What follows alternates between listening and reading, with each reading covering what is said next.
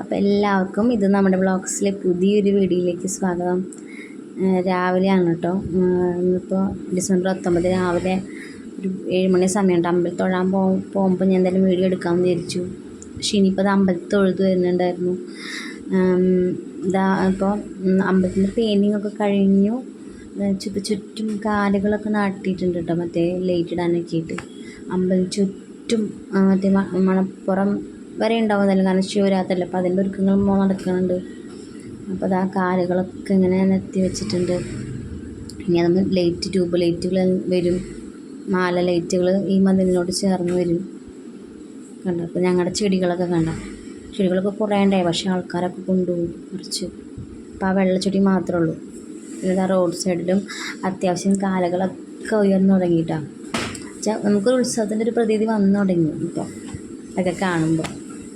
കണ്ടോ? പകുതി വരെ മുകളിൽ ഷീറ്റ് ഇടാനുള്ളൊരു കമ്പികളും വെച്ച് തുടങ്ങിയിട്ടുണ്ട്.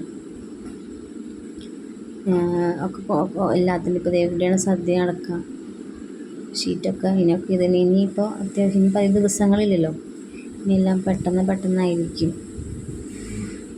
ഇപ്പോൾ രാവിലെ അതേ കണ്ടോ, ആർച്ചിൻ്റെ അവിടെ നിന്ന് ഇവിടെ വരെയും കുറച്ചായിട്ടുണ്ട്.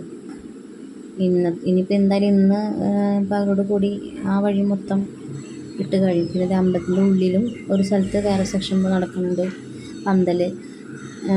കഴിഞ്ഞ വർഷം ഇതുപോലെ ഇങ്ങനെ പന്തലുണ്ടായിരുന്നു. കാരണം ഉണ്ടാവാറുണ്ട് എല്ലാ തവണയും, പക്ഷെ അധികം ഉണ്ടാവില്ലേ, ചെറിയൊരു വലിപ്പത്തിലുണ്ടാവാറുള്ളൂ.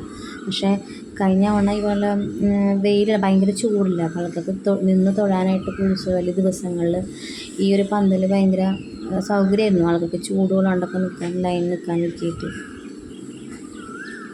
അപ്പോൾ അത് ഉള്ളിൽ അങ്ങനെ ഒരു സെക്ഷനിൽ തുടങ്ങിക്കഴിഞ്ഞു. പന്തലിൻ്റെ പണികൾ, ആ സ്റ്റേജ്,